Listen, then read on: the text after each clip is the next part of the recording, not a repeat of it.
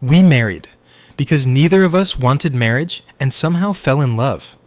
I, F28, am a doctor, a psychiatrist.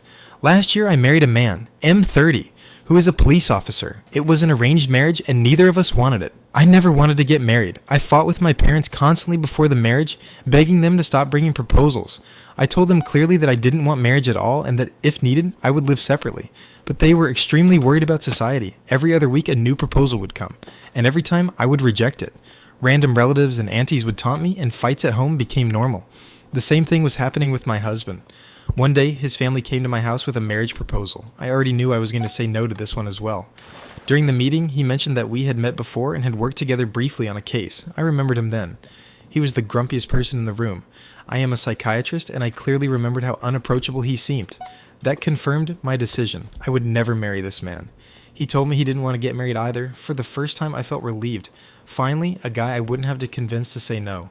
While we were both thinking of excuses to reject the proposal, out of nowhere, he said, "Let's get married." I was shocked. I told him this was real life, not a movie, and asked if he was out of his mind. Then he explained his idea. He said neither of us wanted marriage because of the responsibilities, expectations, and emotional burden, so we could marry only for our families. In reality, there would be nothing between us. We would live together, but in separate bedrooms. We would pretend to be a happy couple in front of everyone. Our families would stop pressuring us, and our problems would end. I was terrified. This sounded childish, risky, and completely insane. A grown man, a police officer, was suggesting this. He told me very calmly that he wasn't pressuring me. If I wanted to say no, that was completely fine. I asked him if he had approached other women with the same proposal. He said no. He had thought about this idea before, but he had never met a woman who didn't want marriage the way he did. I was the first. Despite how absurd it sounded, this was my only way out. Otherwise, my family would force me into marriage with someone I didn't know at all. At least with him, I knew what I was getting into. So I asked for some time. He said we could still cancel everything before marriage if either of us changed our mind and tell our families that things didn't work out. We made some rules. Either of us could end the marriage after 1 year. If one of us fell in love with someone else, the other wouldn't interfere. It wouldn't count as cheating. When I asked what if we fell in love with each other, he said that would never happen. We agreed. Our families were overjoyed. They fixed our engagement within a month. That month scared me more than anything. We barely talked. I didn't even save his number. I wanted to hate him. But the problem was, he was handsome, charming, and bookish. The first time I saw him, I had actually had a crush on him. It didn't make sense that he was single. I started overthinking. What if he already had a girlfriend? What if he was using me as a cover because his family didn't accept his relationship? That anxiety made me call him for the first time. He calmly denied everything and again said that if I doubted him so much, I could say no. His calmness made me feel foolish. We met once before the engagement, only because his sister wanted us to buy matching outfits. I wanted to talk about how this arrangement would work, but he barely reacted, barely showed expressions. I felt awkward and stupid. His sister forced us to click one picture. I don't like people who act arrogant or don't talk much, and I was getting engaged to one. On engagement day, he looked stunning. I almost forgot about our arrangement because of how unreal he looked. I complimented him. He just nodded. He didn't compliment me back. I lost all my confidence in Aura that day. Our families announced the wedding would happen in 6 months. I don't know why they were rushing so much. During those 6 months, I tried to build at least a friendship, but he remained distant. We worked in the same city, and sometimes I would spot him. He ignored me, so I pretended not to notice him either. Sometimes, my work required me to go to the police station for signatures. He was the officer whose signature I needed. He behaved as if I were a stranger. It was unbearably awkward. We didn't call or text until 2 months before the wedding, when he sent me a picture of the wedding invitation card to ask about the design. Later, his parents came to the city to buy my wedding jewelry, which is a ritual. I was alone with them because he didn't show up. His mother assumed he was shy and asked me to call him. I was furious and told him to come immediately.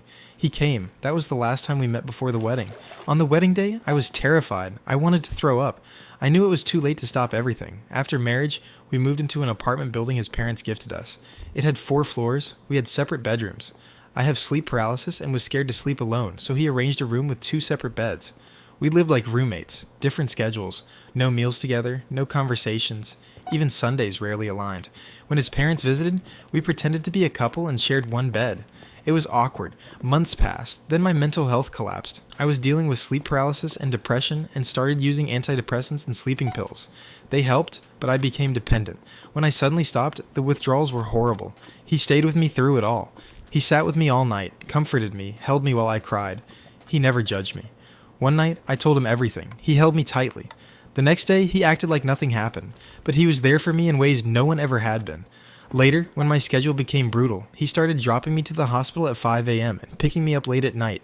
Even though his own job was exhausting, I started talking to him about my day. He listened quietly, always. He never shut me down.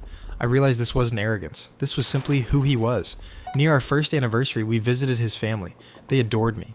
His mother, sister, and younger brother treated me like their own. We spent a lot of time together and shared a bed. One night, we kissed. It wasn't planned, but we both needed it.